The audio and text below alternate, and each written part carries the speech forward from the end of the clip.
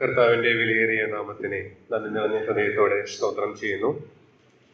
ഒരിക്കൽ കൂടെ ദൈവത്തിന്റെ മഹാകരുണയാലും കൃപയാലും ജീവനുള്ളവരുടെ ദേശത്ത് ശേഷിച്ചിരുന്ന് അവന്റെ വൻകൃപകളെ ധ്യാനിക്കുവാനും അവന്റെ നാമത്തിന് തക്ക മഹത്വം കരയറ്റുവാൻ കർത്താവ് നമുക്ക് നൽകിക്കൊണ്ടിരിക്കുന്ന ഈ നല്ല സന്ദർഭങ്ങൾക്കായിട്ട് തിരുനാമത്തിന് സ്തോത്രം ചെയ്യുന്നു.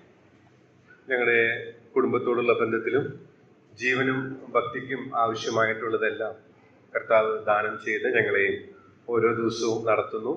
അതിൽ നിങ്ങളുടെ വിലയേറിയ പ്രാർത്ഥന ഞങ്ങൾക്ക് ഉണ്ട് എന്നുള്ളത് ഓർക്കുന്നു. അതിന് പ്രത്യേകമായ നന്ദി പറയുന്നു. തുടർന്നും നിങ്ങളുടെ പ്രാർത്ഥനയിൽ ഞങ്ങളുടെ കുടുംബത്തെ ഓർക്കണമെന്ന് അപേക്ഷിക്കുന്നു. മാത്രമല്ല, നമ്മുടെ തലമുറ വളരെ വഷളത്വത്തിലേക്ക് പോകുന്നു എന്നുള്ളത് വാർത്താ മാധ്യമങ്ങളിൽ നിന്ന് നമുക്ക് മനസ്സിലാക്കാനായിട്ട് സാധിക്കുന്ന ഒരു യാഥാർത്ഥ്യമാണ്. അങ്ങനെയുള്ള ഒരു തലമുറയുടെ, പ്രത്യേകിച്ച് കൗമാര കാലഘട്ടത്തിലൂടെ കടന്നു പോകുന്ന ഒരു തലമുറയുടെ മധ്യത്തിലാണ് ഞാനും ജോലിയിലായിരിക്കുന്നത്. ഇങ്ങനെയൊക്കെ സംഭവിച്ചില്ലെങ്കിൽ അതിശയമില്ല എന്നുള്ള രീതിയിലുള്ള കാര്യങ്ങൾ തന്നെയാണ് അനുദിന ജീവിതത്തിൽ ഞങ്ങൾക്കും ജോലിയോടുള്ള ബന്ധത്തിൽ കാണാനായിട്ട് സാധിക്കുന്നത്. അത്രമാത്രം ദുഷ്ടത ഏറ്റവും പെരുകിയിരിക്കുന്നു. അത് ബാലന്മാരിൽ തന്നെ, അല്ലെങ്കിൽ കൗമാര കാലഘട്ടത്തിൽ തന്നെ ആ രീതിയിലുള്ള ദുഷ്ടത ഏറ്റവും പെരുകിയിരിക്കുന്ന, പാപം ഏറ്റവും വലുതായിരിക്കൊണ്ടിരിക്കുന്ന ഒരു കാലഘട്ടത്തിലാണ് നാം എത്തിയിരിക്കുന്നത്. ടി.കെ. ശമൂവേൽ സാർ പാടിയതുപോലെ, ഇനി എങ്ങനെ ഈ ഉപവാസം തുടർന്നിടും, ഇതെന്തു പ്രയാസം എന്ന കാലഘട്ടം അത് താൻ എത്രയോ പതിറ്റാണ്ടുകൾക്ക് മുൻപ് അങ്ങനെ കുറിക്കാൻ ഇടയായിട്ട് തീർന്നു. എന്നാൽ അതിൻ്റെ തീവ്രത അത് യഥാർത്ഥത്തിൽ അനുഭവിക്കുന്ന ഒരു കാലഘട്ടത്തിൽ നമ്മൾ ആയിരിക്കും. അതിൻ്റെ മധ്യത്തിൽ ഇങ്ങനെയൊക്കെയുള്ള പ്രശ്നങ്ങളും പ്രതിസന്ധികളും ഒക്കെ ഉണ്ടെങ്കിൽ അതിൻ്റെ മധ്യത്തിൽ നമ്മെ ജയോത്സവമായി നടത്തുന്ന ഒരു കർത്താവ് നമുക്കുണ്ട്. ആ കർത്താവിൽ ചാരിക്കൊണ്ട് ഓരോ ദിവസവും ഈ പ്രതിസന്ധികളെയും പ്രശ്നങ്ങളെയും ഒക്കെ തരണം ചെയ്ത് ജീവിക്കാനായിട്ട് ക്രിസ്തു ഭക്തർക്ക് സാധിക്കും എന്നുള്ളതാണ് നമുക്കുള്ള പ്രത്യേകത എന്ന് പറയുന്നത്.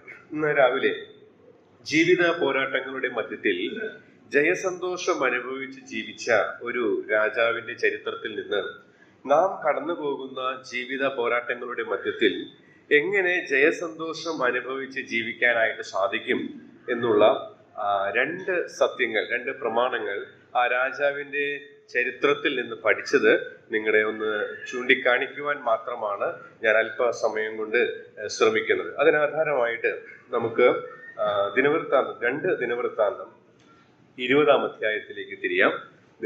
രണ്ട് ദിനവൃത്താന്തം 20-ാം അധ്യായം, അതിന്റെ 1-ാമത്തെ വാക്യവും 27-ാമത്തെ വാക്യവും നമുക്ക് പ്രാരംഭമായിട്ട് വായിക്കാം. അതിനുശേഷം അവരോട് കൂടി യഹോശാഫാത്തിന്റെ നേരെ യുദ്ധത്തിന് വന്നു. യഹോവ അവർക്ക് ശത്രുക്കളുടെ മേൽ ജയസന്തോഷം നൽകിയത് കൊണ്ട് യഹൂദയിലും യെരൂശലേമിലും എല്ലാം മുന്നിൽ യഹോശാഫാത്തുമായി സന്തോഷത്തോടെ യെരൂശലേമിലേക്ക് മടങ്ങിപ്പോയി. നമുക്കറിയാവുന്നതുപോലെ ഇതിൽ നിന്ന് നാം ചില സന്ദേശങ്ങൾ ചുരുക്കമായിട്ടാണെങ്കിലും കേട്ടിട്ടുള്ളത് തന്നെയാണ്. എന്നാൽ ഈ വേദഭാഗത്തിലൂടെ ഞാൻ കഴിഞ്ഞ ആഴ്ചയിൽ കടന്നുപോയപ്പോൾ അതിലെ രണ്ട് പ്രമാണങ്ങൾ, അതിലെ ഒരു പ്രത്യേകമായ വാക്യം അതിന് മുൻപ് തന്നെ എന്നെ ഒരുപാട് സന്തോഷിപ്പിച്ചതും ശക്തിപ്പെടുത്തിയിട്ടുള്ളതാണ്. അത് ഒന്നുകൂടെ ചിന്തിച്ചപ്പോൾ കിട്ടിയ രണ്ട് ആലോചനകളാണ് നിങ്ങളുമായിട്ട് പങ്കിടാനായിട്ട് ഞാൻ ശ്രമിക്കുന്നത്. ഇസ്രായേലിന്റെ ചരിത്രം നാം നോക്കുമ്പോൾ ശലോമോന് ശേഷം രെഹബെയാം രാജാവായി, അതിനുശേഷം തുടർന്ന് ഒരു 20 രാജാക്കന്മാർ സിദ്ക്കിയാവ് വരെ യഹൂദ ദേശത്ത് വാണിരുന്നതായിട്ട് നമുക്ക് കാണാനായിട്ട് സാധിക്കുന്നുണ്ട്. അതിൽ 15 രാജാക്കന്മാർ യഹോവയ്ക്ക് പ്രസാദമില്ലാത്ത രീതിയിൽ ജീവിച്ചവരായിട്ട് നാം ഈ ദിനവൃത്താന്തങ്ങളിലും രാജാക്കന്മാരുടെ പുസ്തകത്തിലും വായിക്കുന്നത്. എന്നാൽ ഈ രെഹബെയാം മുതൽ സിദ്ക്കിയാവ് വരെയുള്ള ആ രാജാക്കന്മാരിൽ 5 രാജാക്കന്മാർ ദൈവത്തിന് പ്രസാദമായിട്ടുള്ളത് ചെയ്തു. ജനത്തെ ദൈവത്തിങ്കിലേക്ക് മടക്കി കൊണ്ടുവരുവാൻ ഇടയായിട്ട് തീർന്നു.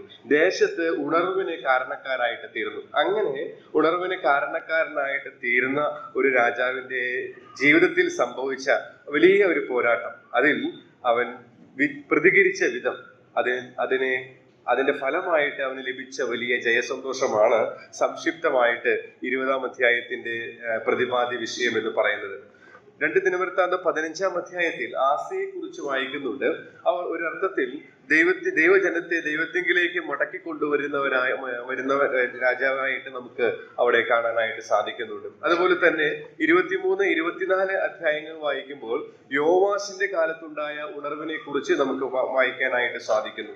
അതുപോലെ തന്നെ 29 മുതൽ 31 വരെയുള്ള അധ്യായങ്ങൾ വായിക്കുമ്പോൾ യെഹെസ്കേൽ രാജാവിന്റെ കാലത്തുണ്ടായ ഉണർവിനെ കുറിച്ച് നമുക്ക് വായിക്കാനായിട്ട് സാധിക്കുന്നുണ്ട്. 35-ാം അധ്യായത്തിൽ യോശിയാവിന്റെ നേതൃത്വത്തിൽ രാജഭരണത്തിൽ ഉണ്ടായ ഉണർവിനെ കുറിച്ച് നാം കാണുന്നുണ്ട്. 20-ാം അധ്യായത്തിലാണ് യഹോശാഫാത്തിന്റെ നേതൃത്വത്തിൽ ഉണർവ് സംഭവിച്ചതിന് ശേഷം നേരിട്ട 19-ാം അധ്യായത്തിൽ ആണ് യേഹു ദർശകൻ വന്ന് തന്നെ ഉണർത്തിക്കുന്നതും തുടർന്ന് ദൈവത്തിങ്കിലേക്ക് തിരിയുവാൻ തക്കവണ്ണം ജനത്തെ ഉത്ബോധിപ്പിക്കുന്നതും ആ നിലയിൽ വലിയൊരു ഉണർവുണ്ടാകുന്നതായിട്ട് നാം വായിക്കുന്നു. എന്നാൽ അങ്ങനെ ദൈവത്തിങ്കിലേക്ക് തിരിഞ്ഞു, ദൈവത്തിന് വേണ്ടി കാര്യങ്ങളൊക്കെ ചെയ്തു, ആ രീതിയിൽ മുന്നോട്ട് പോകുന്ന സമയത്താണ് നാം 20-ാം അധ്യായത്തിന്റെ 1-ാമത്തെ വാക്യത്തിൽ വായിച്ച പ്രകാരം മോവാബ്യരും അമ്മോന്യരും അവരോടുകൂടെ മെയൂന്യരിൽ ചിലരും യഹോശാഫാത്തിന്റെ നേരെ യുദ്ധത്തിന് വന്നത്. അപ്പോൾ തീർച്ചയായിട്ടും അവന്റെ പ്രതികരണം നാം തുടർന്നുള്ള വാക്യങ്ങളിൽ വായിക്കുന്നുണ്ട്. അവൻ വേഗം തന്നെ താല്പര്യത്തോടെ യഹോവയെ അന്വേഷിക്കുന്നതായിട്ടാണ് നാം തുടർന്നുള്ള വാക്യങ്ങളിൽ കാണുന്നത്. എന്നാൽ അതിന്റെ ആ ഭാഗം നാം നമ്മുടെ ഭാവനയിൽ ഒന്ന് കൊണ്ടുവരുവാൻ ശ്രമിച്ചാൽ യഹോശാഫാത്തിന് വേണമെങ്കിൽ ദൈവത്തോട് ഒന്ന് ആർഗ്യൂ ചെയ്യാനായിട്ട് സാധിക്കുമായിരുന്നു. കാരണം യഹൂദർശകനിലൂടെ ദൈവത്തിന്റെ അരുളപ്പാടുകൾ കേട്ടപ്പോൾ അതിനോട് ശരിയായ രീതിയിൽ പ്രതികരിച്ച് ദേശത്തിൽ ആ രീതിയിൽ വിപ്ലവകരമായൊരു മാറ്റങ്ങൾ കൊണ്ടുവരുവാൻ ദൈവം ഉപയോഗിച്ച രാജാവാണ്. പക്ഷെ എന്തുകൊണ്ടാണ് പിന്നെ ഇങ്ങനെയുള്ള പോരാട്ടം എന്റെ ജീവിതത്തിൽ കടന്നു വരുവാൻ, നിന്റെ ജനത്തിന്റെ മധ്യത്തിൽ കടന്നു വരുവാൻ ഇടയായിട്ട് തീർന്നത് എന്നുള്ള ഒരു മത്സര മനോഭാവം ഒരു പക്ഷേ വേണമെങ്കിൽ കടന്നു വരാനായിട്ട് സാധ്യതയുണ്ടായിരുന്നു. പക്ഷേ അങ്ങനെ വന്നില്ല. അത് ചിന്തിക്കാൻ കാരണം എന്ന് പറയുന്നത് ഈ ശത്രു സൈന്യം വന്നപ്പോൾ ഈ രാജാവ് ഭയപ്പെട്ടു എന്നുള്ളൊരു പ്രയോഗം നാം അവിടെ 3-ാം വാക്യത്തിൽ കാണുന്നുണ്ട്. യഹോശാഫാത്ത് ഭയപ്പെട്ടു, യഹോവയെ അന്വേഷിക്കുവാൻ താല്പര്യപ്പെട്ടു.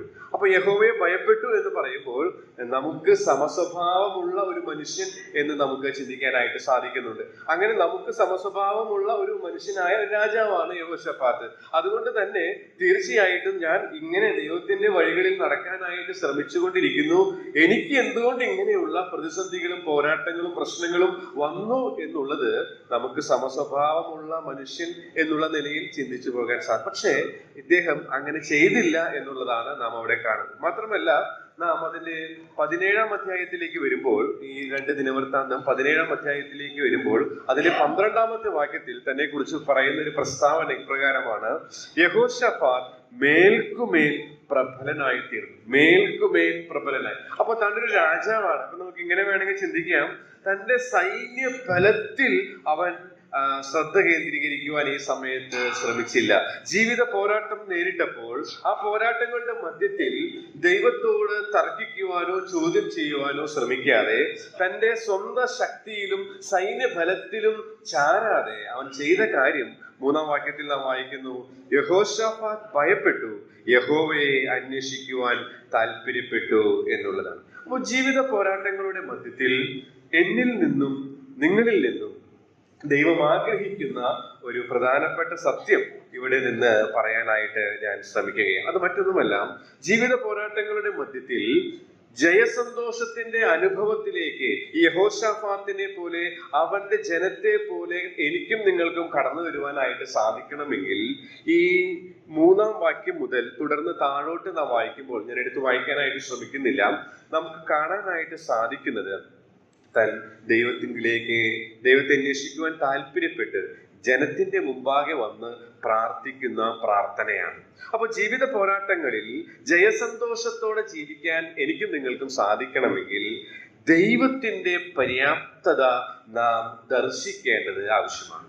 ഈ പ്രാർത്ഥനയിൽ ദൈവത്തിന്റെ ആട്രിബ്യൂട്ട്സിനെ കുറിച്ചും ദൈവത്തിന്റെ ആക്ഷൻസിനെ കുറിച്ചും അതിൽ കൂടുതൽ ശ്രദ്ധ കേന്ദ്രീകരിച്ചിട്ടുള്ള ഒരു പ്രാർത്ഥനയായിട്ട് നമുക്ക് അത് വായിക്കുമ്പോൾ മനസ്സിലാക്കാനായിട്ട് സാധിക്കും. ദൈവത്തിന്റെ ഗുണവിശേഷങ്ങളാൽ മുഴച്ചു നിൽക്കുന്ന ഒരു പ്രാർത്ഥനയാണ്. മാത്രമല്ല ദൈവം തന്റെ പിതാക്കന്മാരെ നടത്തിയ പ്രവൃത്തികളെ ഓർത്തുകൊണ്ടുള്ള പ്രാർത്ഥനാ വാചകങ്ങളാണ് നമുക്ക് തുടർന്ന് ഈ 20-ാം അധ്യായത്തിന്റെ 3 മുതലുള്ള വാക്യങ്ങളിൽ കാണാനായിട്ട് സാധിക്കും. അപ്പൊ അതിൽ നിന്ന് നമുക്ക് പഠിക്കാവുന്ന ഒരു ലളിതമായ പ്രമാണം എന്ന് പറയുന്നത് അത് തിരുവഴുത്തിൽ പല ഭാഗത്തും അത് കാണാനായിട്ട് സാധിച്ചു. അതുകൊണ്ടാണ് ഞാൻ അത് പറയാനായിട്ട് ഇടയായിട്ട് തീർന്നത്. യഹോശഫാത്ത് രാജാവ് തന്റെ സൈന്യ ബലത്തിൽ ചാരാതെ, യഹോശഫാത്ത് രാജാവ് തന്റെ ആത്മീകമായി പ്രശംസിക്കാവുന്ന വിഷയങ്ങളിൽ പ്രശംസിക്കാതെ അവൻ ചെയ്ത കാര്യം ജീവിത പോരാട്ടങ്ങളുടെ മധ്യത്തിൽ ജയസന്തോഷം അനുഭവിക്കുവാൻ അവനും അവന്റെ ജനത്തിനും ഇടയാക്കി. അതെന്താണെന്ന് അറിയാമോ?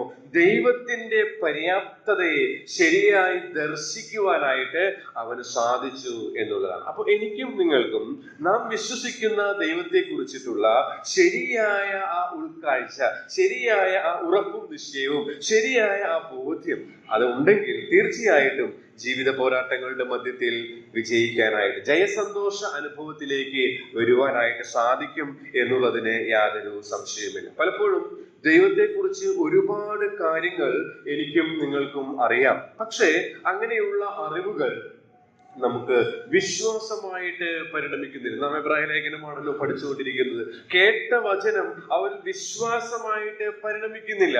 അതുകൊണ്ട് തന്നെ അതിന്റെ ഗുണം നമുക്ക് ലഭിക്കുന്നില്ല എന്നുള്ളതാണ്. ചില വർഷങ്ങളായിട്ട് സൺഡേ സ്കൂളിലെ കുട്ടികൾക്ക് കൊടുക്കുന്ന അസൈൻമെന്റ്സിലെ ഞാൻ എല്ലാ വർഷവും ആദ്യത്തെ ഒരു ചോദ്യം ചോദിക്കാറുള്ളത് ഇപ്രകാരമായിരുന്നു. അല്ലെങ്കിൽ ഇടയ്ക്ക് ചോദിക്കുന്ന ഒരു ചോദ്യം ഇതാണ്. അതിനെക്കുറിച്ച് കുറിപ്പുകൾ എഴുതി കൊണ്ടുവരണം. അപ്പോ അതിന്റെ ചോദ്യം ഇതാണ്: ബൈബിൾ ദൈവത്തിന്റെ വചനം എന്ന് നിങ്ങൾ വിശ്വസിക്കുന്നുവോ? അപ്പോൾ രക്ഷിക്കപ്പെട്ട കുട്ടികളും രക്ഷിക്കപ്പെടാത്ത കുട്ടികളും അവർ എഴുതി കൊണ്ടുവരുന്നത് ഞങ്ങൾ അങ്ങനെ വിശ്വസിക്കുന്നു എന്നുള്ളതാണ്. അവർ അതിൻ്റെതായ കാരണങ്ങൾ അവർക്ക് അറിവുള്ള അല്ലെങ്കിൽ അവരുടെ മാതാപിതാക്കളോട് ചോദിച്ചുകൊണ്ട് അവരതിന്റെ കുറിപ്പുകളൊക്കെ വാക്യങ്ങളൊക്കെ സഹിതം എഴുതി കൊണ്ടുവരാറുണ്ട്. എന്നാൽ എന്നെ അതിൽ ചിന്തിപ്പിക്കുന്ന ഒരു കാര്യം എന്ന് പറയുന്നത്, രക്ഷിക്കപ്പെടാത്ത വിദ്യാർത്ഥികളും ബൈബിൾ ദൈവത്തിന്റെ വചനം എന്ന് വിശ്വസിക്കുന്നുണ്ട്. അപ്പോൾ ഞാൻ അവരോട് പറയാൻ ശ്രമിക്കാറുള്ളത് ആ രണ്ട് വിശ്വാസത്തിന്റെയും വ്യത്യാസത്തെ കുറിച്ചാണ്. രണ്ട് വിശ്വാസത്തിന്റെയും വ്യത്യാസം. ഒരുവർ ബൈബിൾ ദൈവത്തിന്റെ വചനം എന്ന് വിശ്വസിക്കുന്നു, അതിൽ സത്യങ്ങൾ അവർക്ക് വിശ്വാസമായി പരിണമിച്ച് ദൈവത്തിന്റെ വചനം പാപത്തെക്കുറിച്ചും നീതിയെക്കുറിച്ചും ന്യായവിധിയെക്കുറിച്ചും അവർക്ക് ബോധ്യം വരുത്തിയപ്പോൾ കാലാകാലങ്ങളിൽ ആ ദൈവത്തിന്റെ വചനം അവരിൽ വിശ്വാസമായി പരിണമിച്ചു. അതിന്റെ അനുഗ്രഹം അവർക്ക് ലഭിച്ചു. അവർ കർത്താവിനെ കണ്ടുമുട്ടുവാനിടയായിട്ട്. എന്നാൽ ഒരു കൂട്ടം വിദ്യാർത്ഥികൾക്ക് ഈ വചനം അത് വിശ്വാസമായിട്ട് പരിണമിക്കും. പക്ഷെ അവർ അത് വിശ്വസിക്കുന്നുണ്ട്. ബൈബിൾ ദൈവത്തിന്റെ വചനമാണ്. അതിനവർക്ക് യാതൊരു തരത്തിലുള്ള സംശയവുമില്ല. ഈ കാലഘട്ടത്തിലെ സോഷ്യൽ മീഡിയകളിൽ ദൈവവിശ്വാസത്തെ ഇകഴ്ത്തി കാണിക്കുന്ന ചിന്തകളാൽ അവർ പലരും സ്വാധീനിക്കപ്പെടുന്നില്ല. പക്ഷേ അവരുടെ വിശ്വാസത്തിന്റെ പ്രത്യേകത അത് പിശാചിനുള്ള വിശ്വാസം പോലെയാണ്. അത് കേവലം അറിവിൽ മാത്രം ഇരിക്കുകയാണ്. അത് അവർ യഥാർത്ഥമായിട്ട് അവരുടെ അനുഭവമായിട്ട് പരിണമിക്കുന്നില്ല എന്നുള്ളത് ഞാൻ അവരെ ചൂണ്ടിക്കാണിക്കാനായിട്ട് ശ്രമിക്കാറുണ്ട്. അതിന് ഞാൻ പറയാറുള്ള ഒരു ഉദാഹരണം എന്ന് പറയുന്നത് ഒരു എഴുത്തുകാരനിൽ നിന്ന് ഞാൻ മനസ്സിലാക്കിയിട്ടുള്ളതാണ്. അത് ആ സത്യം മനസ്സിലാക്കാനും വിദ്യാർത്ഥികൾക്ക് അത് എളുപ്പത്തിൽ ഗ്രഹിക്കാനും സാധിക്കുന്നത് കൊണ്ട് ഞാൻ പറയാറുള്ളത്, അത് രുചികരമായി തയ്യാറാക്കിയിരിക്കുന്ന ഭക്ഷണം പോലെയാണ്. ആ ഭക്ഷണത്തെ കുറിച്ചിട്ടുള്ള അറിവ് എത്ര അധികം ഉണ്ടെങ്കിലും അത് കണ്ട് അതിനെക്കുറിച്ച് എത്ര മനോഹരമായ ഉപന്യാസങ്ങൾ രചിക്കാൻ സാധിച്ചാലും അത് ഭക്ഷണം കഴിക്കാത്തിടത്തോളം കാലം ആ ഭക്ഷണത്തിന്റെ പ്രയോജനം ഒരു നാളും ആ വ്യക്തിക്ക് ലഭിക്കുന്നില്ല എന്നുള്ളത്. ഇന്ന് നമ്മുടെ മധ്യത്തിലുള്ള പല മക്കളുടെയും അവസ്ഥ അങ്ങനെയാണ്. അവർക്ക് ദൈവത്തിന്റെ വചനം അവർക്ക് വിശ്വാസമാണ്, അറിയാം. അത് ബൈബിൾ ദൈവത്തിന്റെ വചനമാണെന്നൊക്കെ അവർ അംഗീകരിക്കുന്നുണ്ടെങ്കിലും അത് കേവലം അവരിൽ വിശ്വാസമായി പരിണമിക്കുന്നില്ല. ആ രുചികരമായ ഭക്ഷണം കഴിച്ച് അതിന്റെ രുചി അനുഭവിച്ച് അതിന്റെ പോഷണത്താൽ ജീവിക്കുവാൻ സാധിക്കുന്നില്ല. അർത്ഥാൽ കർത്താവുമായിട്ടൊരു ബന്ധത്തിലേക്ക് വരുവാൻ സാധിക്കാതെ വണ്ണം സാത്താൻ അവരുടെ മനസ്സിനെ വഞ്ചിച്ചിരിക്കുന്ന ഒരവസ്ഥയാണ്. എന്നാൽ ദൈവം നമ്മെ കുറിച്ച് ആഗ്രഹിക്കുന്നത് പിശാചിന്റെ ആ ചതിയിൽപ്പെടാതെ ദൈവത്തിന്റെ ആത്മാവ് അതാത് സമയങ്ങളിൽ പാപത്തെക്കുറിച്ചും നീതിയെക്കുറിച്ചും ന്യായവിധിയെക്കുറിച്ചും ബോധ്യം വരുത്തുമ്പോൾ ആ കർത്താവിന്റെ അടുക്കിലേക്ക് ഓടിച്ചെന്ന് അഭയം പ്രാപിച്ച്, ആ ഉറപ്പുള്ള ഗോപുരത്തിൽ ചെന്ന് അഭയം പ്രാപിച്ച് രക്ഷ പ്രാപിക്കാനായിട്ട് നിങ്ങൾക്ക് ഇടയായിട്ട് തീരേണ്ടത് ആവശ്യമാണ്. ഇവിടെ യഹോശഫാത്ത് ചെയ്ത കാര്യം സ്വന്തം ശക്തിയിലോ സ്വന്തം സൈന്യ ബലത്തിലോ തന്നെ ആത്മീകമായി പ്രശംസിക്കാവുന്ന കാര്യങ്ങളിലോ പുകരാതെ ദൈവത്തിന്റെ പര്യാപ്തതയെ ദർശിക്കുവാനായിട്ട് ശത്രു ജീവിത പോരാട്ടങ്ങളുടെ മധ്യത്തിൽ തനിക്ക് ഇടയായിട്ട് തീർന്നു എന്നുള്ളതാണ്. നമ്മുടെ ജീവിതത്തിലും പല വിധത്തിലുള്ള പ്രതിസന്ധികളാണ് നാം ആയിരിക്കുന്ന ഓരോരുത്തർക്കും ഉള്ളത്. നേതൃത്വത്തിനാണെങ്കിൽ ആ രീതിയിലുള്ള പ്രതിസന്ധികളാണ്, അല്ലെങ്കിൽ സാധാരണ വിശ്വാസികൾക്കാണെങ്കിൽ ആ തരത്തിലുള്ള പോരാട്ടങ്ങളാണ്. ജോലി ചെയ്യുന്ന വ്യക്തികളോടുള്ള ബന്ധത്തിൽ അങ്ങനെയുള്ള പഠിക്കുന്നവരോടുള്ള ബന്ധത്തിൽ അങ്ങനെയാണ്, യൗവനക്കാരോടുള്ള ബന്ധത്തിൽ പല നിലകളിലുള്ള പോരാട്ടങ്ങളാണ്. എന്നാൽ ഇങ്ങനെയുള്ള പോരാട്ടങ്ങളുടെ മധ്യത്തിൽ ജയസന്തോഷം അനുഭവിക്കുന്നവരാകണം ഞാനും നിങ്ങളും എന്ന് ദൈവം നമ്മെ കുറിച്ച് ആഗ്രഹം. അതിന് ഒന്നാമതായിട്ട് അടിസ്ഥാനപരമായിട്ട് നാം വിശ്വസിക്കുന്ന ദൈവത്തിന്റെ പര്യാപ്തതയെ ദർശിക്കുവാനായിട്ട് എനിക്കും നിങ്ങൾക്കും ഇടയായിട്ട് തീരേണ്ടത് ആവശ്യം. അങ്ങനെ ദർശിക്കാനായിട്ട് കഴിയണമെങ്കിലേ ഒരു മനോഭാവം നമ്മിൽ ഉണ്ടാകണം. അത് ഞാൻ കഴിഞ്ഞ ആഴ്ചയിൽ എൻ്റെ ദൈവജന ധ്യാനത്തിൽ വന്ന ഒരു ഭാഗമാണ്. ഞാനതൊന്ന് നിങ്ങളുടെ ശ്രദ്ധയിലേക്ക് കൊണ്ടുവന്ന വിഷയത്തിലേക്ക് മടങ്ങി വരാൻ ആഗ്രഹിക്കുന്നു. സദൃശ്യവാക്യങ്ങൾ 8:34 വാക്യം. സദൃശ്യവാക്യങ്ങൾ 8:34. ദിവസം പ്രതി എന്റെ പടിവാതിൽക്കൽ ജാഗരിച്ചു, എന്റെ വാതിൽ കടലയ്ക്ക് കാത്തുകൊണ്ട് എന്റെ വാക്കുകൾ കേട്ടനുസരിക്കുന്ന മനുഷ്യൻ ഭാഗ്യവാൻ.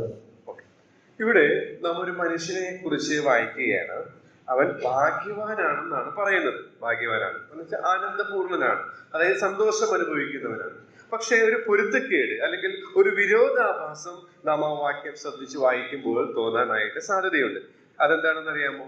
ഒരു പടിവാതിൽക്കൽ ജാഗരിച്ച് നിൽക്കുക, അതുപോലെ തന്നെ വാതിൽ കട്ടിളക്കൽ കാത്തു നിൽക്കുക. അപ്പൊ മറ്റൊരാളുടെ വാതിൽ കട്ടിളക്കൽ കാത്തു നിൽക്കുക. ലാസറിനെ കുറിച്ചുള്ള ഒരു ചിത്രം നമ്മുടെ മനസ്സിലേക്ക് വരികയാണ്. അങ്ങനെയൊക്കെ നിൽക്കുന്നത് ഭാഗ്യകരമാണോ? സന്തോഷപൂർണനാണോ? അനുഗ്രഹീതപൂർണനാണോ? പക്ഷെ ദൈവത്തിന്റെ വചനം പറയുന്നു അത് അനുഗ്രഹീതമാണ്, ഭാഗ്യമാണ്. ഇത് കർത്താവ് ഗിരിപ്രഭാഷണത്തിൽ പറഞ്ഞ ആനന്ദ വർണ്ണനകളിൽ അല്ലെങ്കിൽ ആ ഭാഗ്യ വർണ്ണനകളിലെ ഒന്നാമത്തെ തുറക്കാനുള്ള താക്കോലായിട്ട് നാം പഠിച്ചിട്ടുള്ള ആ ഭാഗത്തിലേക്ക് നമ്മെ കൊണ്ടുവരികയാണ്. ആത്മാവിൽ ദരിദ്രരായവർ ഭാഗ്യവാന്മാർ. ദൈവത്തിന്റെ പര്യാപ്തതയെ ശരിയായ രീതിയിൽ അനുഭവിച്ച് ആസ്വദിക്കുവാനായിട്ട് സാധിക്കണമെങ്കിൽ അവന്റെ പടിവാതിൽക്കൽ മുട്ടുന്ന അല്ലെങ്കിൽ അവനിൽ ചാരുന്ന ഒരു മനോഭാവം. സ്വന്തമായി എനിക്ക് സാധിക്കുകയില്ല, ദൈവമേ നിന്നിൽ ഞാൻ ചാരുന്നു എന്നുള്ള ആത്മാവിലെ ദാരിദ്ര്യം അത് ദിനംതോറും അനുഭവിക്കുന്നവരാണ്. ഒരു പക്ഷേ രക്ഷിക്കപ്പെട്ട നാളിൽ ഈ നിലയിൽ ദൈവത്തിന്റെ സന്നിധിയിൽ വന്ന് ഒരു താഴ്മയുള്ള അനുഭവം ഉണ്ടായിരിക്കാം. എന്നാൽ കാലങ്ങൾ കഴിഞ്ഞപ്പോൾ എക്സ്പീരിയൻസ് ആയി ഒരുപാട് കാര്യങ്ങൾ സ്വാധീനമായി, പല കാര്യങ്ങൾ അറിയാം, പല കാര്യങ്ങൾ പറയാനായിട്ട് സാധിക്കുന്നു. ആ രീതിയിലൊക്കെയുള്ള വളർന്നു എന്ന് തോന്നുമ്പോൾ സംഭവിക്കുന്ന കാര്യം കർത്താവിൽ ചാരുവാനായിട്ട് ഇടയായിട്ട് തീരുന്നത് കുറഞ്ഞു വരുവാനായിട്ട് ഇടയാണ്. എന്നാൽ ഇവിടെ വായിക്കുന്നത് ദിവസം പ്രതി എന്നുള്ളതാണ്. ദിവസം പ്രതി എന്റെ പടിവാതിൽക്കൽ ജാഗരിക്കുക, എന്റെ വാതിൽ കട്ടലക്കൽ കാത്തുകൊണ്ടിരിക്കുക. അങ്ങനെയുള്ളവർ ആനന്ദപൂർണ്ണം. എന്ന് വെച്ചാൽ സ്വന്തമായി കഴിവില്ല, ദൈവമേ നിന്റെ പര്യാപ്തതയിൽ ഞാൻ ചാരുന്നു, ആ രീതിയിൽ ദൈവത്തിന്റെ സഹായം എനിക്ക് ആവശ്യമാണ് എന്നുള്ള ബോധ്യം ദിനംതോറും നമ്മെ ഭരിക്കണം. അതിൽ കാലങ്ങൾ കഴിയും തോറും കുറവ് വരുമ്പോഴാണ് നമ്മിൽ നിഗളം വരുന്നതും നമുക്ക് കൃപ ലഭിക്കാതിരിക്കുന്നതും നാം വീണു പോകുവാനിടയായിട്ട് തീരുന്നത്. എന്നാൽ ഈ സത്യം നമ്മെ കൂടുതൽ വിനയമുള്ളവരാക്കി തീർക്കുമെന്നുള്ളതിന് യാതൊരു സംശയവുമില്ല എന്നുള്ളതാണ്. അപ്പോൾ യഹോശഫാത്തിൽ കാണുവാനായിട്ട് കഴിയുന്ന ഒരു കാര്യം ഇത് തന്നെയാണ്. അവൻ തന്റെ ദൈവത്തിന്റെ പര്യാപ്തതയെ ദർശിക്കാനായിട്ട് ഇടയായിട്ട് തീർന്നു. എന്തൊക്കെയാ ദൈവത്തിന്റെ പര്യാപ്തത എന്നുള്ളത്? 5-ാം വാക്യം, 6-ാം വാക്യം, 7-ാം വാക്യം, 8-ാം വാക്യത്തിലൊക്കെ നമുക്ക് കാണാനായിട്ട് സാധിക്കും. ഞാൻ ഓരോന്നും സൂചിപ്പിക്കാമെന്ന് വിചാരിച്ചതാണെങ്കിലും ഞാനൊന്ന് പറഞ്ഞു പോകുന്നു എന്ന് മാത്രമേ ഉള്ളൂ. നിങ്ങൾ വായിച്ചാൽ അത് മനസ്സിലാക്കാനായിട്ട് സാധിക്കും. ചുരുക്കി പറഞ്ഞാൽ ഈ ദൈവം സകലത്തിനും മതിയായവനാണ്. ഈ ദൈവം സകലത്തെ നിയന്ത്രിക്കുന്നവനാണ്. ആ പദപ്രയോഗങ്ങളൊക്കെ നമുക്ക് അവിടെ കാണാനായിട്ട് സാധിക്കും. ഈ ദൈവം സകലത്തിന്റെയും അധികാരിയാണ്. ഈ ദൈവം സർവശക്തനാണ്. ഈ ദൈവം നിലവിളി കേൾക്കുന്നവനാണ്. ഈ ദൈവം നിലവിളി കേട്ട് പ്രതിക്രിയ നടത്തുന്നവനാണ്. മാത്രമല്ല ഈ ദൈവം തകർന്നും നുറുങ്ങിയും ഇരിക്കുന്ന ഹൃദയത്തെ നിരസിക്കാത്തവനാണ്. ഈ ദൈവത്തിന്റെ അനുവാദമില്ലാതെ ഒന്നും സംഭവിക്കുന്നില്ല എന്നിങ്ങനെയുള്ള പ്രയോഗങ്ങളൊക്കെ തന്നെ അത് വായിക്കുമ്പോൾ നമുക്ക് മനസ്സിലാക്കുവാനായിട്ട് സാധിക്കും. ദാനിയേൽ പ്രവചനത്തിൽ 11-ാം അധ്യായത്തിന്റെ 32-ാം വാക്യത്തിൽ ഇങ്ങനെ ഒരു വാക്യമുണ്ട്. എങ്കിലും ചില കാര്യങ്ങൾ ഇതിന് മുൻപിൽ പറഞ്ഞിട്ട് പറയുകയാണെങ്കിലും തങ്ങളുടെ ദൈവത്തെ അറിയുന്ന ജനം ഉറച്ചു നിന്ന് വീര്യം പ്രവർത്തിക്കും. ദൈവത്തിന്റെ പര്യാപ്തത അറിയുമ്പോൾ ശത്രുവിനെതിരെ ലോകം, ജഡം, പിശാച് എന്നുള്ള ശത്രുക്കളുമായി നിരന്തര പോരാട്ടമാണ് ക്രിസ്തീയ ജീവിതം. അങ്ങനെയുള്ള പോരാട്ടങ്ങളെ അതിജീവിച്ച് ജയസന്തോഷം അനുഭവിക്കാൻ എനിക്കും നിങ്ങൾക്കും സാധിക്കും എന്നുള്ളതിന് യാതൊരു സംശയവുമില്ല. അപ്പൊ ഒന്നാമതായിട്ട് ഞാൻ പറയാനായിട്ട് ആഗ്രഹിക്കുന്നത്, ജീവിത പോരാട്ടങ്ങളുടെ മധ്യത്തിൽ ജയസന്തോഷം അനുഭവിക്കാൻ എനിക്കും നിങ്ങൾക്കും സാധിക്കണം. അങ്ങനെ സാധിക്കണമെങ്കിൽ ദൈവത്തിന്റെ പര്യാപ്തതയെ ദർശിക്കാൻ ഇടയായിട്ട് തീരും. ഇങ്ങനെ ദർശിച്ച ഒരുപാട് പേരെ കുറിച്ച് നമുക്ക് തിരുവെഴുത്തിൽ കാണാനായിട്ട് സാധിക്കും. ഞാനതൊക്കെ എടുത്ത് വായിക്കണമെന്ന് വിചാരിച്ചിരുന്നെങ്കിലും ഞാനത് വായിക്കുന്നില്ല. ജസ്റ്റ് ഒന്ന് പറഞ്ഞ് പോയി വേഗത്തിലിരിക്കാം. ചുങ്കക്കാരന്റെയും പരീശന്റെയും ഉപമ നാം ലൂക്കോസിന്റെ സുവിശേഷം 18 വായിക്കുന്നു. ദൈവത്തിന്റെ നിലവാരത്തെക്കാൾ താൻ എത്ര നിസ്സാരനാണെന്നുള്ള ആ ബോധ്യം, അത് ആ ജയസന്തോഷം അനുഭവിച്ച് നീതീകരിക്കപ്പെട്ടവനായി അവൻ മടങ്ങിപ്പോയി എന്നാണ് നാം. എന്നാൽ പരീശന് അത് സാധിച്ചില്ല. തിരുവെഴുത്തുകളുടെ എല്ലാ തലങ്ങളും അറിയുന്ന പരീശനെ സംബന്ധിച്ചിടത്തോളം അവനത് സാധിച്ചില്ല എന്നുള്ള അതാണ് സദൃശവാക്യത്തിൽ നാം വായിച്ചത്. ദിവസം പ്രതി അവന്റെ പടിവാതിൽക്കൽ വന്ന് മുട്ടുക, ജാഗരിക്കുക, അവരാണ് ഭാഗ്യവാന്മാർ. മാത്രമല്ല, ചുങ്കക്കാരനെ കുറിച്ച് നാം വായിക്കുന്നു. ഉൽപ്പത്തി പുസ്തകത്തിലേക്ക് വരുമ്പോൾ യാക്കോബിനെ കുറിച്ച് നാം വായിക്കുന്നുണ്ട്. യാക്കോബിനെ കുറിച്ച് അവൻ ദൈവത്തെ കണ്ട കാര്യം 32-ാം അധ്യായത്തിലെ പെനിയേലിലെ അനുഭവം നാം വായിക്കുന്നുണ്ട്. അങ്ങനെ ദൈവത്തിന്റെ കണ്ടതുകൊണ്ട് അവന്റെ ജീവിതത്തിൽ ജയസന്തോഷമാണ് തുടർന്നുള്ള അനുഭവത്തിൽ നിന്ന് നമുക്ക് മനസ്സിലാക്കാനായിട്ട് സാധിക്കുന്നത്. ഇയ്യോബിനെ കുറിച്ച് നാം ഇയ്യോബിന്റെ പുസ്തകം 42-ാം അധ്യായത്തിൽ വായിക്കുന്നു. ഇതിന് സമാനമായ ആശയം തന്നെ നമുക്ക് അവിടെ കാണാനായിട്ട് സാധിക്കുന്നു. അവനും ദൈവത്തെ കണ്ടു. അവൻ പറയുകയാണ്, ഞാൻ ആകെ നിസ്സാരനാണ്, ഞാൻ ഒന്നുമില്ലാത്തവനാണ് എന്നുള്ള രീതിയിൽ അവന്റെ ജീവിതത്തിലും വിപ്ലവകരമായ ഒരു മാറ്റം വന്നതായിട്ട് നാം വായിക്കും. യെശയ്യാ പ്രവാചകനും ഇതിന് സമാനമായ അനുഭവം, ദൈവത്തിന്റെ പര്യാപ്തതയെ അവൻ ദർശിച്ചു. അതുവരെ അയ്യോ കഷ്ടം, അയ്യോ കഷ്ടം എന്ന് 8 തവണ മറ്റുള്ളവരെല്ലാം വിരൽ ചൂണ്ടി പറഞ്ഞ പ്രവാചകൻ ദൈവത്തിന്റെ പര്യാപ്തതയെ ദർശിച്ചപ്പോൾ പറയുന്നത്, അയ്യോ എനിക്ക് അയ്യോ കഷ്ടം എന്നുള്ളതാണ്. എനിക്ക് അയ്യോ കഷ്ടം എന്നുള്ള. പൗലോസ് ദൈവത്തിന്റെ ഈ പര്യാപ്തതയെ കണ്ടു. ദമസ്കോസിന്റെ പടിവാതിൽക്കൽ വെച്ച് അവൻ പറഞ്ഞു, ആ പാപികളിൽ ഞാൻ ഒന്നാമൻ, കരുണ ലഭിച്ചിട്ട് എനിക്ക് ശുശ്രൂഷ ലഭിച്ചു എന്ന് പറയാനായിട്ട് ഇടയായി. അപ്പോൾ ഇങ്ങനെയുള്ള അനുഭവം, ഈ അനുഭവം തിരുവെഴുത്തിലുടനീളം ഭക്തന്മാർക്ക് നമുക്ക് കാണാനായിട്ട് സാധിക്കുന്നു. ജീവിത പോരാട്ടങ്ങളുടെ മധ്യത്തിൽ ജയസന്തോഷം അനുഭവിക്കണമെങ്കിൽ നാം വിശ്വസിക്കുന്ന ദൈവത്തെ കുറിച്ച് നാം അറിയണമെന്നാണ് ഞാൻ പറഞ്ഞതിന്റെ രത്ന ചുരുക്കം. ദൈവത്തിന്റെ പര്യാപ്തത. രണ്ടാമതായിട്ട്, ജീവിത പോരാട്ടങ്ങളിൽ ജയസന്തോഷം അനുഭവിക്കണമെങ്കിൽ ഞാൻ വളരെ ഇഷ്ടപ്പെടുന്ന ഒരു വാക്യമാണ് 2 ദിനവൃത്താന്തം 20:12. അതൊന്ന് വായിക്കാം. ഞങ്ങളുടെ നേരെ വരുന്ന ഈ വലിയ സമൂഹത്തോടെ തീർപ്പാൻ ഞങ്ങൾക്ക് ശക്തിയില്ല, എന്ത് ചെയ്യേണ്ടതെന്ന് അറിയുന്നതുമില്ല, എങ്കിലും ഞങ്ങളുടെ കണ്ണുകൾ നിങ്ങളിലേക്ക് തിരിഞ്ഞിരിക്കുന്നു. ഈ വലിയ സമൂഹത്തോട് എതിർക്കുവാൻ ഞങ്ങൾക്ക് ശക്തിയില്ല, എന്തു ചെയ്യേണ്ടു എന്ന് അറിയുന്നതുമില്ല, എങ്കിലും ഞങ്ങളുടെ കണ്ണുകൾ നിന്നിലേക്ക് തിരിഞ്ഞിരിക്കുന്നു. അപ്പോൾ ദൈവത്തിന്റെ പര്യാപ്തതയെ ദർശിച്ച യഹോശഫാത്ത് രണ്ടാമതായിട്ട് തന്റെ പ്രാർത്ഥനയിൽ പറയുന്ന കാര്യം നമുക്ക് കാണാനായിട്ട് സാധിക്കുന്നത് അവന്റെ സ്വയ അപര്യാപ്തതയെ സമ്മതിക്കുന്നതാണ്. ഇത് രണ്ടും നാം ശ്രദ്ധിക്കേണ്ട ചില സത്യങ്ങളാണ്. ദൈവത്തിന്റെ പര്യാപ്തതയെ ദർശിക്കുന്നവർക്ക് സ്വയം അപര്യാപ്തതയെ കുറിച്ചുള്ള ഉറപ്പും നിശ്ചയവും, അല്ലെങ്കിൽ ആ ബോധ്യം, ആ തിരിച്ചറിവ് ഉണ്ടാകും എന്നുള്ളതിന് യാതൊരു സംശയമില്ല. ഇവിടെ ഇത്രയും ശക്തനായ, നാം 17-ാം അധ്യായത്തിൽ വായിച്ചത്, യഹോശഫാത്ത് മേൽക്കുമേൽ പ്രബലനായിത്തീർന്നു. ഇങ്ങനെ സൈന്യബലമുള്ള ഒരു രാജാവ് ദൈവത്തിന്റെ സന്നിധിയിൽ ദൈവത്തിന്റെ പര്യാപ്തതയെ ദർശിച്ചുകൊണ്ട് പറയുകയാണ്, ഞങ്ങൾക്ക് ശക്തിയില്ല, എന്ത് ചെയ്യേണ്ടു എന്ന് അറിയുന്നതുമില്ല, എങ്കിലും ഞങ്ങളുടെ കണ്ണുകൾ നിന്നിലേക്ക് തിരിക്കുന്നത്. പ്രിയമുള്ളവരെ, ദൈവത്തിന്റെ മുമ്പാകെ നമുക്കുണ്ടായിരിക്കേണ്ട മനോഭാവം ഇതാണ്. ഞങ്ങൾക്ക് അറിവില്ല, ഞങ്ങൾക്ക് സ്വയമായ ശക്തിയില്ല, ഞങ്ങൾ നിന്റെ പര്യാപ്തതയിൽ ചാരും. ഞങ്ങൾ അപര്യാപ്തരാണ്, എന്നാൽ നീ പര്യാപ്തനാണ്, നീ മതിയായവനാണ്, നിന്റെ ആ പര്യാപ്തതയിൽ ഞങ്ങൾ ചാരുന്നു എന്നുള്ളതാണ്. ഈ 2 പ്രമാണങ്ങളാണ് ഞാൻ നിങ്ങളുടെ ശ്രദ്ധയിലേക്ക് കൊണ്ടുവരുവാൻ ശ്രമിച്ചത്. ഞാൻ നേരത്തെ പറഞ്ഞ ആ ചുങ്കക്കാരന്റെയും പരീശന്റെയും അനുഭവത്തിൽ ഇത് കാണാനായിട്ട് സാധിക്കും. ദൈവത്തിന്റെ പര്യാപ്തതയെ ദർശിച്ച ചുങ്കക്കാരൻ അവൻ ജയസന്തോഷം അനുഭവിച്ച്, അയ്യോ പാപിയായ എന്നോട് കരുണയുണ്ടാകണമേ, തന്റെ അവസ്ഥ, തന്റെ അപര്യാപ്തത സമ്മതിച്ച് മടങ്ങി ജയസന്തോഷം അനുഭവിച്ച് മടങ്ങിപ്പോകുവാനിടയായിട്ട് പെനിയേലിൽ വെച്ച് യാക്കോബ് ദൈവത്തെ ദർശിച്ചു. നമ്മൾ അങ്ങനെ വായിക്കുന്നുണ്ട്. അപ്പോൾ അവൻ സംഭവിച്ച കാര്യം ഒരു നുറുക്കത്തിന്റെ അനുഭവം, ഒരു തകർച്ചയുടെ അനുഭവം വന്നു. തുടർന്നുള്ള ജീവിതത്തിൽ അവന്റെ ജീവിതം ജയസന്തോഷത്തിന്റെ അനുഭവത്തിലേക്ക് വരുവാനിടയായിട്ട്. ഇയ്യോബിനെ സംബന്ധിച്ചും അവൻ ദൈവത്തെ കണ്ടു.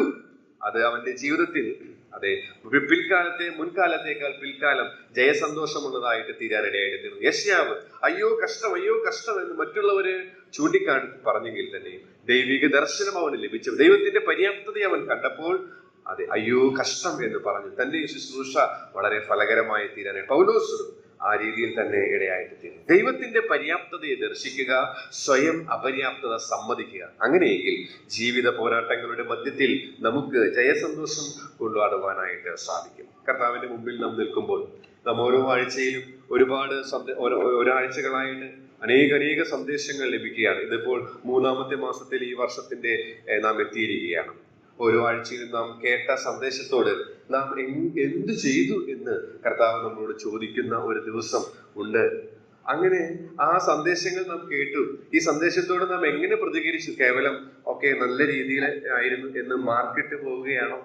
അതിന് ആ ദിനത്തിൽ യാതൊരു പ്രസക്തിയും ഉണ്ടായിരിക്കുകയില്ല. എന്നാൽ ഈ സന്ദേശം അത് എന്റെ മൂല്യബോധത്തെ, എന്റെ ആത്മീക ജീവിതത്തെ, അയ്യോ ഞാൻ കർത്താവിനെ അറിഞ്ഞില്ല, അയ്യോ ഞാൻ കർത്താവിന് മുമ്പാകെ എന്റെ അപര്യാപ്തത സമ്മതിക്കാത്ത എത്രമാത്രം നിഗളിയാണ്, അല്ലെങ്കിൽ അയ്യോ ഞാൻ കുറെ കൂടെ വിനയമുള്ളവനായിട്ട് തീരേണ്ടത് ആവശ്യമാണ്, എന്റെ ദൈവത്തെ കുറിച്ച് കൂടുതൽ ഉൾക്കാഴ്ചയുള്ളവനായിട്ട് തീരേണ്ടത് ആവശ്യമാണ്. അങ്ങനെയെങ്കിൽ നമ്മുടെ ആ ചിന്ത നമ്മെ ഭരിക്കുന്നുവെങ്കിൽ, കർത്താവിന്റെ നാളിൽ നാം ഈ സന്ദേശത്തോട് എന്തുത്തരമാണ് പറയേണ്ടത് എന്നുള്ള ചിന്ത നമ്മെ ഭരിക്കുന്നുവെങ്കിൽ നമ്മുടെ ജീവിതം പുരോഗതിയുള്ളതായി തീരും, കൂടുതൽ വിനയമുള്ളവരായി തീരും. അങ്ങനെ കർത്താവിൽ നിന്ന് കൂടുതൽ കൃപ പ്രാപിച്ച് പാപത്തെ ജയിക്കുവാൻ ദിനംതോറും സന്തോഷത്തിന് മരിച്ച് ദൈവത്തിന്റെ ഇഷ്ടത്തിന്, ദൈവത്തിന്റെ ആലോചനയ്ക്ക് ശുശ്രൂഷ ചെയ്യുവാൻ സാധിക്കും. അതിനായി വചനം പറഞ്ഞതിനെയും കേട്ട നിങ്ങളെയും ദൈവത്തിന്റെ ആത്മാവ് സഹായിക്കുമാണ്.